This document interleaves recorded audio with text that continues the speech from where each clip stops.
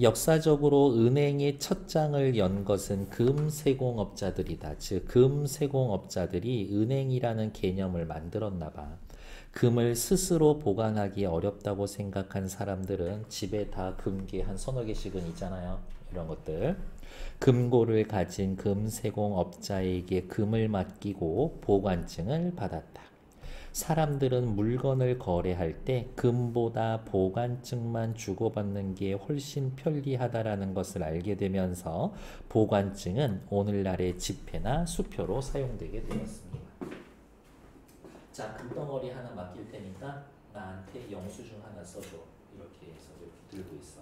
여기에 금 1kg, 몇 년 몇 월 며칠 맡김, 내 이름 이렇게 써 있는 거지. 근데 내가 여기에 돈을 좀 갚아야 돼. 한 5천만 원 갚아야 돼. 금괴 하나 줘야 되거든. 그러면 내가 이거 들고 가서 금괴를 받아오고 금괴를 이렇게 줄 거야? 아니야. 그것보다는 어떻게 5천만 원 줄 거 있어? 아니 이거 너 가져. 저기 가서 금 달라고 그래. 이게 훨씬 깔끔하고 편하지. 그렇지 않나? 이 사람도 금괴 들고 다니는 것보다 이거 종이를 보관하는 게 훨씬 쉬울 거니까. 그러니까 이게 지금으로 따지면 수표의 기능을 하는 거지. 됐어. 그 얘기하는 거예요. 한편 금세공업자들은 금을 맡긴 사람들이 일시에 몰려와 금을 찾아가지 않는다라는 것을 알고 사람들이 나한테 와서 금을 맡겨서 근데 금 맡긴 거를 따져봤더니 100kg이야. 근데 사람들이 맡기고 찾아가고 이야기를 하는데 세상에 70kg 사람들이 30kg 정도는 계속 넣고 빼고 하는데 내 금고에 금이 70kg 이하로 떨어지지를 않아. 그러니까 금세공업자는 생각하는 거지. 나는 실제로 30kg만 들고 있으면 되겠구나. 그러면 저 70kg 누구 거? 남이 나한테 맡긴 건데 이걸 남한테 빌려주고 이자를 받자. 이런 생각을 하는 거지. 남의 금으로 장사를 하기 시작해. 똑똑한 자식들. 자신이 써준 보관증만큼의 금은 반드시 가지고 있을 필요, 보관증만큼의 금 100kg을 반드시 가지고 있을 필요가 없다라고 깨달았다. 그래서 보관된 금의 일정 부분 30kg만 남기고 나머지 70kg을 원하는 사람에게 빌려주면서 수수료를 받아 이윤을 얻었습니다. 남의 돈으로 지금 장사하고 있어. 그 과정에서 금세공업자들은 금의 양이 많아질수록 더 많은 수입을 얻을 수 있다라고 생각해서 이제부터는 옛날에는 금을 맡긴다고 보관료를 냈는데 저희한테 맡기실래요? 돈 드릴게. 이렇게 거꾸로 가게 됐어. 금을 맡기는 사람에게 살해를 했다. 금세공업자가 했던 일은 결국 오늘날의 은행이 하는 일과 크게 다르지 않았다. 됐을까요? 그러면 이렇게 생각할 수가 있겠네. 요거 100kg는 사람들이 뭐 한 거야? 예금한 거야. 그리고 요 30kg은 보유하고 있는 거고 요 70kg 가지고 다른 사람들한테 대출을 해주는 거지. 여기까지 됐을까? 오케이. 기억 동그라미 있었죠. 기억 동그라미? 오케이. 기억 동그라미. 17번 지금 처리해 주세요. 17번. 다른 사람의 금을 맡아준다. 고객의 돈을 보관해준다. 맡아둔 금의 일정 부분을 남겨둔다. 지급준비금을 보유하고 있다. 달라 그러면 줄 돈은 갖고 있어야지. 맡아둔 금의 일부를 다른 사람에게 빌려준다. 예금의 일부를 필요한 다른 사람에게 대출해준다. 금을 많이 맡아두려고 한다. 여러분 저희 은행에 돈 맡기세요. 예금을 많이 유치하려고 한다.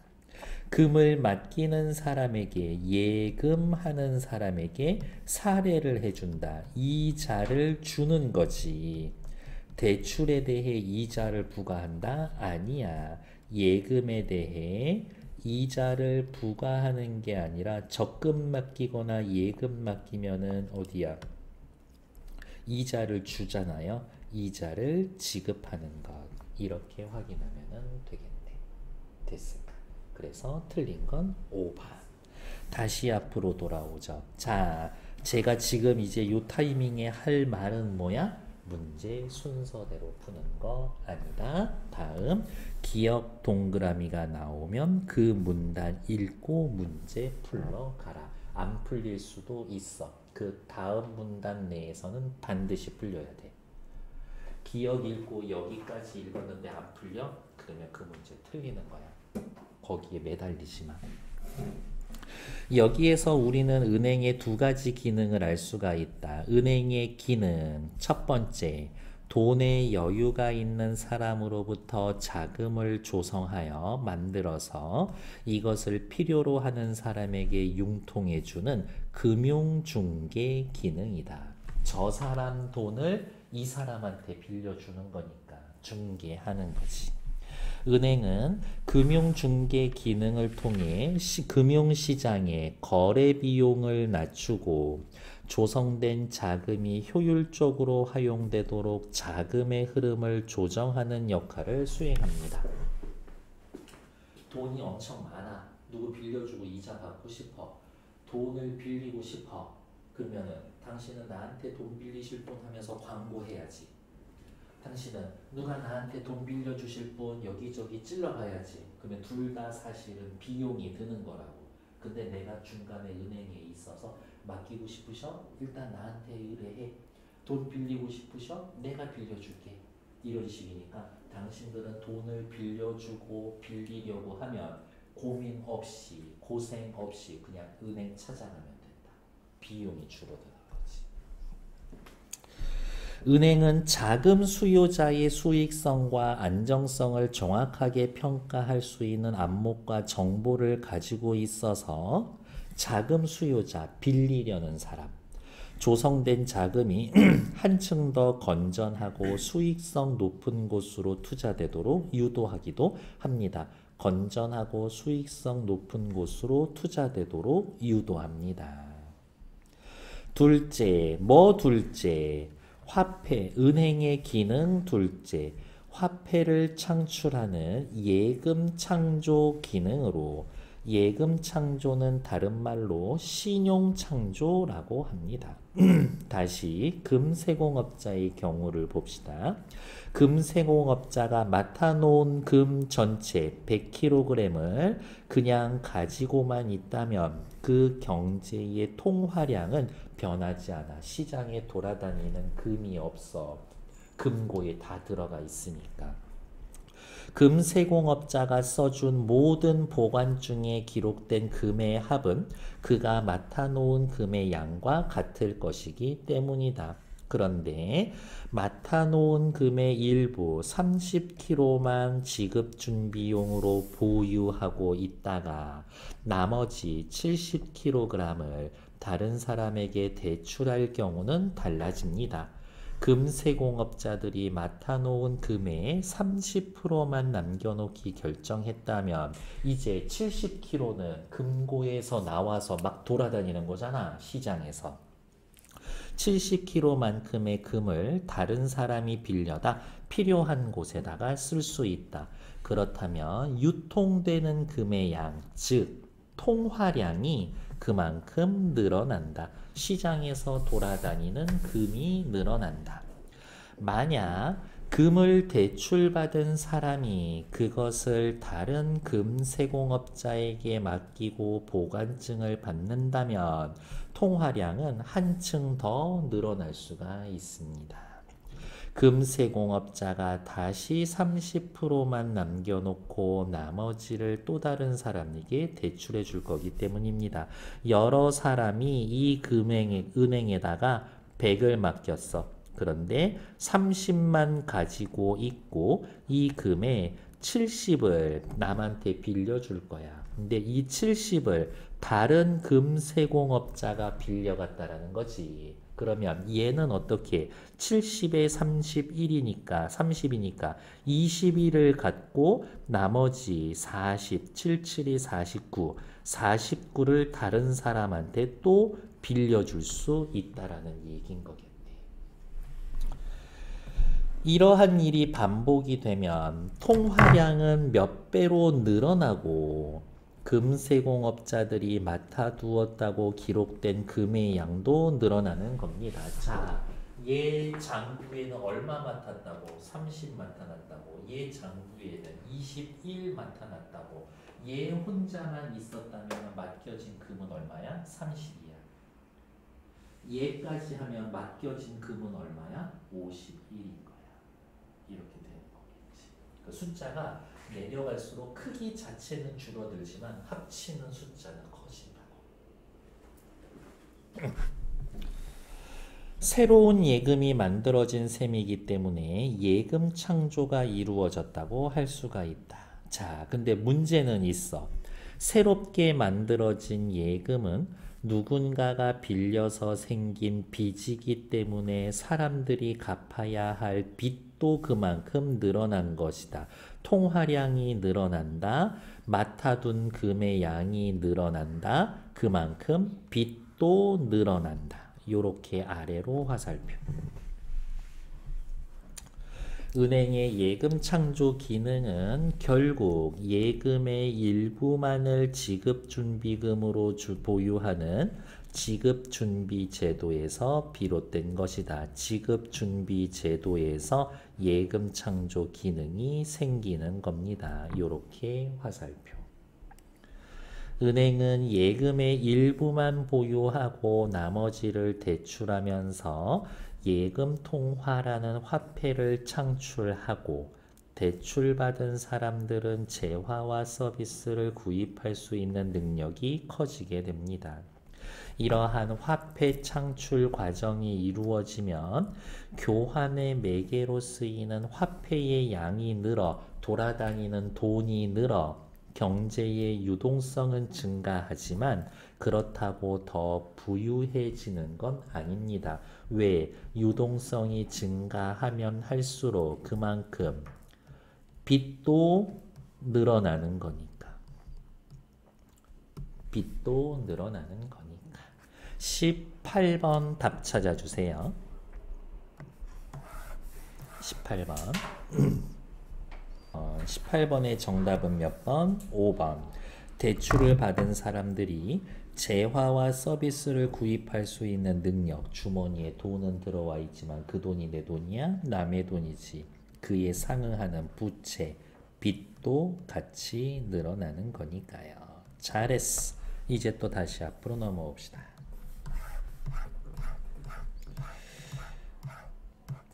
은행의 일정 시점의 총체적 재무 상태를 기록해 놓은 대차대조표를 활용하면 대차대조표 은행의 예금 창조 기능을 좀 더 자세히 이해할 수 있습니다. 오른쪽으로 오죠. 자금의 조달 원천을 나타내는 자본 및 부채의 내역은 자본은 그거야. 내가 이 사업할 때 내 주머니에서 나온 돈이 자본이야. 부채는 빚이지, 빚. 대차대조표의 오른쪽에 기록이 되며 자본 및 부채는 잘라서 오른쪽에 기록이 되고 운영 상태를 나타내는 자산의 내역은 왼쪽으로 기록이 됩니다. 그러면 이렇게 잘라서 쓸까? 조달 원천. 왼쪽은 운영 상태. 이때 대차대조표의 오른쪽을 대변, 왼쪽을 차변이라고 합니다. 원래 이렇게 다 선 긋지 않아요. 그냥 이렇게 두 개만 그어서 얘네들을 T계정이라고 이야기를 또 따로 하긴 합니다. 그냥 우리 고등학생이니까 표 깔끔하게 줄 닫혀준 것 뿐이야. 이렇게. 다음 일단 요거는 미리 보고 갈게요. 총계 2000, 여기 총계 2천 있지. 차변과 대변은 총액이 똑같아야 돼. 잘못되면 뭐 잘못된 문제 있는 거야. 이렇게. 표는 은행의 대차대조표를 요약해 놓은 겁니다. 일반적으로 은행의 자금 조달 원천은 예금이기 때문에 옆에다가 괄호해 놓고 자금 조달 원천. 자금 조달 원천은 예금이기 때문에 은행은 예금을 많이 유치하려고 합니다. 오른편을 보면 예금이 가장 큰 비중을 차지하고 있습니다. 은행의 입장에서 예금은 언제든 고객님이 요구하면 맡긴 돈 줘 하면 지급해야 할 부채의 성격을 갖습니다. 예금 옆에다가 부채, 빚이야 빚. 은행이 다른 금융기관이나 중앙은행으로부터 자금을 빌려온 내용은 기타 부채로 나타납니다. 그러면 기타 부채는 옆에다가 이렇게 할까요? from 어디? 금융기관, 중앙은행. 다른, 쉽게 할까? 다른 은행. 이렇게 쓸게요. 다른 은행에서 빌려온 게 기타 부채. 역시 빚이네. 다음 마지막 항목은 은행의 자본금입니다. 땡땡은행 시작할 때 지들 주머니에서 200 나왔어. 10억, 100억, 1000억, 2000억 나온 거지. 이렇게. 이렇게 조성된 자금은 왼편에 나타난 형태의 자산으로 운영됩니다. 고객님들 맡긴 1500, 다른 은행에서 빌려온 300, 지들 주머니에서 나와서 시작할 때 가지고 있었던 2000. 이 2천을 어디다 굴리고 있냐? 고객님이 달라고 하면은 줘야 될 거 진짜 말 그대로 은행, 창은행 금고에 300 들어있어. 그리고 고객님한테 이런 식으로 빌려온 2천 중에 1200을 다른 사람한테 빌려 주었어. 유가증권 샀어. 기타 자산, 다른 거 뭐 부동산 뭐 이런 거를 또 샀어. 이런 식으로. 그래서 다 합치면 2천 딱 떨어져야 돼. 자, 어디가 있냐? 은행의 일정 부분을 자금 준비금으로 떼어놓고 지급 준비금 300으로 떼어놓고 나머지 자금은 대출해주거나 1200, 유가증권 등 300 더하기 기타 자산 200으로 보유하고 있습니다. 이렇듯 은행의 지급 준비 제도와 대출을 통해서 예금 통화가 창출되고 있는 겁니다. 즉, 이 1200은 은행 금고에 들어왔다가 바로 남한테 빌려준 거지. 이 1200 어떻게 하고 있어? 세상에서 돌고 있잖아, 지금. 마지막. 그렇다면 은행은 어떻게 이득을 얻을 것인가? 기억나요? 비문학 지문에서 읽어본다? 그러면 최소한 그 문단의 중심 내용. 대차대조표에서 알 수 있듯이 은행은 예금으로 자금을 조달하고 대출로 자금을 운영하는데 통상 예금 이자에 비해 여러분 저희 은행에 맡기세요. 그러면 1년에 이자 4% 줄게요. 다음 대출 이자. 여러분 저희 은행에서 돈 빌려 가세요. 그런데 빌려 가시면 이자가 6%입니다. 대출 이자가 높으므로 양 이자의 차이로 발생한 예대금리 차 600이 4는 2%가 은행의 주된 수익원이 됩니다. 에게 2% 갖고 뭐해요? 라고 이야기를 하는데 여기 봐. 이게 단위가 10억이야. 10억, 10억, 100억, 1000억, 1조. 이 은행 2조짜리 은행이야. 2조에 2%면은 어때? 2조 1,400억이야. 200억이야. 200억. 이자 차이로 얻을 수 있는 게. 다음. 자, 그런데 왜 대출 이자가 높아요? 차입자가 빌려간 사람이 원금과 이자를 갚지 못하는 대출 손실이 일어날 수 있어서 대출 이자가 더 높아. 화살표. 100억 빌려주면 원금 갚는데 사람들이 90억밖에 못 갚아. 나머지 10억은 안녕 날아가는 돈인 거야. 은행 손실인 거지. 차입자, 빌리는 사람의 신용도에 맞춰서 위험할증금이 부과하기 때문입니다. 위험할증금 부과해서 대출이자가 더 높아. 은행의 영업이익은 예대금리차 600이 4해서 2%로 발생한 수익에서 인력과 지점 조직, IT 인프라를 유지에 쓰는 경상 운영비를 차감하게 됩니다. 즉, 영업이익은 예대금리 차로 발생한 수익은 더하고 어쩌고 저쩌고 경상 운영비를 뺀 겁니다. 그래서 은행은 대출 손실을 영업이익보다 적게 유지해야만 안정적으로 이득을 얻을 수 있습니다. 대출 손실보다 영업이익이 커야 돼. 못 받는 돈 10억보다 600이 4해서 2%가 그것보다는 커야 돼. 못 받는 돈 10억보다는. 만일 대출 손실이 영업이익을 넘어선다면 대출 손실이 더 커.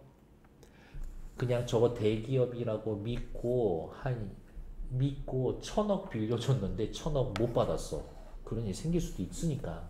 그러면 은행 문 닫는 거지. 은행은 자본금까지 잠식당할 수 있습니다. 따라서 예금을 받아서 대출은 하지만 은행 위험, 신용 위험을 적극적으로 관리해야 하는 게 은행업의 본질입니다. 그러니까 대출금 한 달만 미쳐도 미친 듯이 전화 오고 문자 오게 돼 있어. 이렇게 바로 내가 살고 있는 아파트 경매 넘어가는 거야. 은행 아저씨들 피도 눈물도 없이 다 가져갈 거거든요. 16, 19, 20번 세 문제 3분 드릴 거예요. 시작! 윗글의 내용으로 적절하지 않은 것은 1번 은행은 자금을 조성해서 예금을 받아서 필요한 사람에게 융통해주며 대출을 해서 금융시장의 거래 비용을 낮춥니다. 돈 맡기실 분, 돈 필요하실 분 개인적으로 찾으러 다니지 말고 그냥 저한테 오세요. 은행의 입장에서 예금은 부채의 성격을 갖기 때문에 그렇지. 기타 부채로 기재된다? 위로 올라올까? 예금은 뭘로 기록되어 있어? 예금은 예금으로 기록되어 있어. 기타 부채로 되어 있지 않아. 기타 부채는 어디서 빌려온 돈이야? 다른 은행에서 빌려온 돈이잖아요. 그러니까 2번 틀리지. 그러면 어떻게 고치면 돼? 기타 부채를 지우고 그냥 예금은 예금 이렇게 쓰면 끝이지. 은행의 예금 창조는 예금의 일부 30만 보유하고 나머지 70을 대출해주는 과정에서 일어납니다. 그렇지. 70이 시장에서 또 돌아다닐 거니까. 은행의 대차대조표에서 자금의 조달을 원천을 나타내는 내역 오른쪽에 있어 왼쪽에 있어? 오른쪽에 있어. 오른쪽에 있는 거 뭐라고 했더라? 대변. 자금의 운영 상태를 나타내는 것 왼쪽에 있죠. 차변. 기록이 됩니다. 맞지. 은행은 조성된 자금이 수요자의 수익성과 안정성에 대한 정보를 바탕으로 저 사람 신용점수 몇 점이지? 지금까지 대출한 거 빌린 적이 있나? 이런 거 따져서 신용점수 매긴다고 1000점 만점이야. 우리나라는 회사가 2개가 있어요. 점수가 조금씩 달라. 신용점수가 몇 점 높으면 대출 이자가 낮아져. 그러니까 신용관리는 엄청 잘해야 돼. 이렇게. 건전한 곳에 투자되도록 유도합니다. 맞는 얘기. 틀린 건 2번. 18번 했고요. 19번 확인하러 가죠. 20번 떠있는 김에 할까? 20번의 단어 뜻 틀린 거 몇 번? 1번. 어떤 기준이나 설정에 맞게 정돈합니다. 단어는 조정. 근데 A의 밑줄 그어져 있는 거는 뭐예요? A는 조성, 자금을 조성합니다. 조성은 이루어서 어디야? 조성이라는 건 어떤 것을 만들어서 뭔가를 이룸 이런 뜻이니까 20번에 틀린 단어는 1번. 19번 보러 갑시다. 2019년 땡땡은행의 자산은 1000억인데 이 1000억 모두 대출로 구성되어 있습니다. 이 중에 900억은 은행에 예금으로 100억 원은 자본금으로 조달한 겁니다. 그러면 이렇게 표를 그려보는 거야. 뭐라고? 예금 900, 자본금 100. 그리고 얘네들 전부 다 어디다 썼어? 대출하는데 1000 썼어. 이렇게. 이 은행의 예금 금리는 돈 맡긴 사람한테는 이자 2% 주고 대출 금리는 평균 4%, 빌려가는 사람은 4% 이자 내세요 이거지. 땡땡은행은 예대금리 차이에 의해서 1000억 다 빌려줬지. 그래서 얼마 이자 받기로 했어? 4%. 그러면 얘네는 플러스 값이잖아. 그리고 900억 내가 받은 거에 대해서 2% 이자 줘야 되잖아. 그래서 900에다가 2% 얘네는 마이너스 값을 가지고 있는 거지. 그래서 계산하면 22억 원.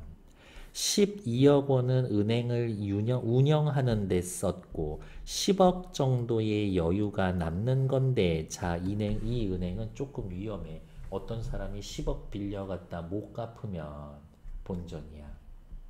11억 빌려갔는데 못 갚으면 이거 은행이 운영이 안 돼.